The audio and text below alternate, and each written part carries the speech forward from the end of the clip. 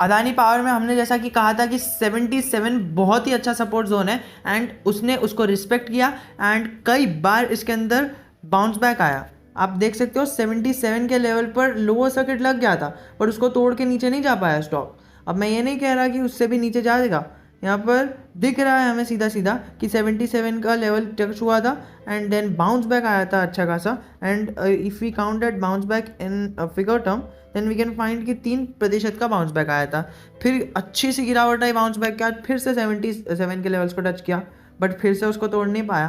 क्योंकि कई सारे लोग हैं ना, अगर आप ओपन मार्केट के बुक वैल्यू को देखोगे 77 को अच्छा सा साइकोलॉजिकल सपोर्ट मानते हैं। And even in technicals you will see कि जब भी 77 पर जाता है तो शेयर का पीई है ना 40 हो जाता है and 40 PE as you we all know कि वो कितना आइडियल पीई है।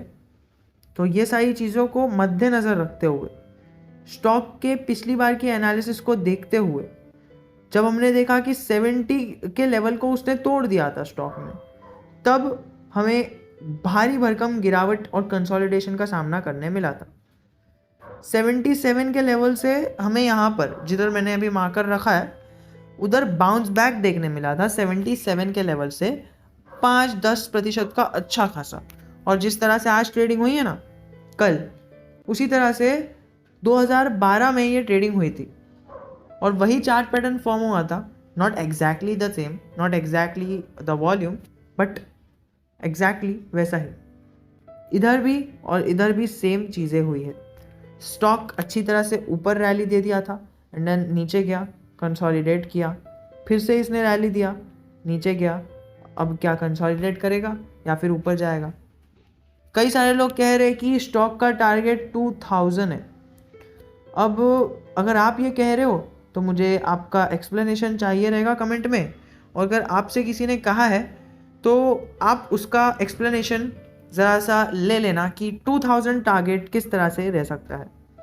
मैं स्टॉक को डिफेंड नहीं करना, अफेंड नहीं कर रहा, मैं स्टॉक की अच्छाई और बुराई बता रहा हूँ आपको पास्ट डेटा के हिसाब से चीज़ें बता रहा हूँ। डी लिस्टिंग की खबर मार्केट में घूम ही रही है कि क्या यहाँ पर स्टॉक डीलिस्ट होगा।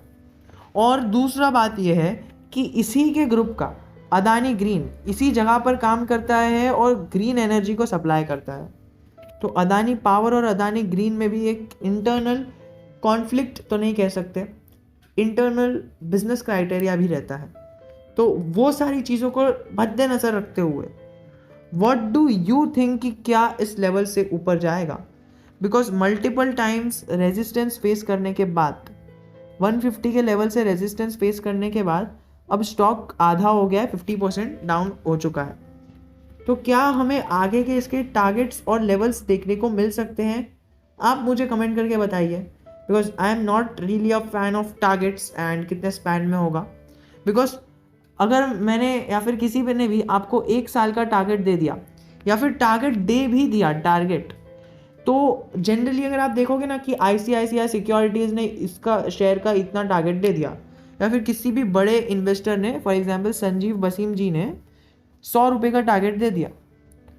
किसका? ओके फॉर एग्जांपल कह रहा हूँ, ऐसा ऑफिशियली दिया नहीं है। अदानी पावर का 100 रुपये का टारगेट दे दिया। तो ये टारगेट जो रहते हैं ना जनरली उन पर टाइम स्पैन मेंशन नहीं रहता है। तो जो डिफ़ॉल्ट टाइम स्पैन रहता है वो रहता है 1 ईयर का। तो आप समझ सकते हो कि 1 साल पहले की स्थिति और 1 साल बाद की स्थिति में कितना अंतर रहेगा। तो आपको टारगेट मिला रहता है 1 साल पहले का और आप 1 साल बाद भी उस टारगेट पर टिके रहते हो।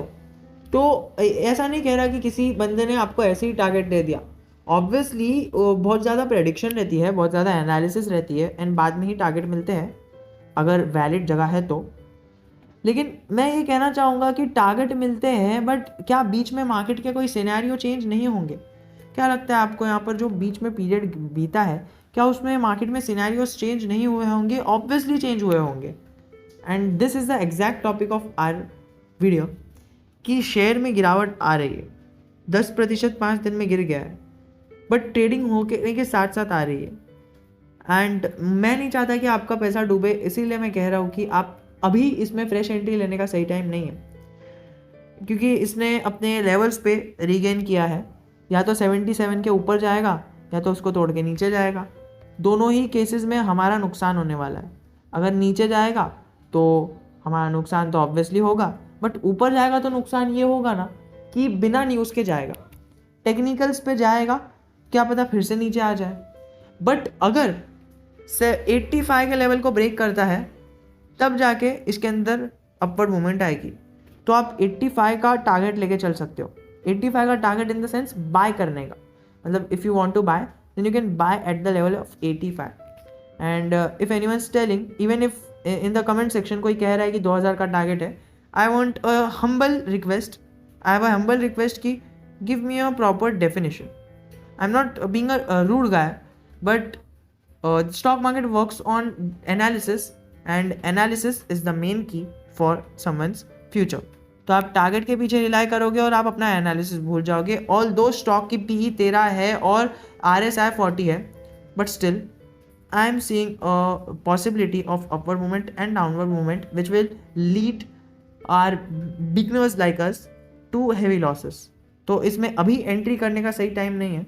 इफ़ यू वांट जस्ट मुझे किसी भी वीडियो पे के नीचे कमेंट कर देना एंड कुछ एक आध हफ्ते बाद, and I will try to make a video, dedicated video on this channel. So if you have enjoyed it, do subscribe this channel, and if you have any doubt, I am just a comment away from you. जय हिंद, जय भारत।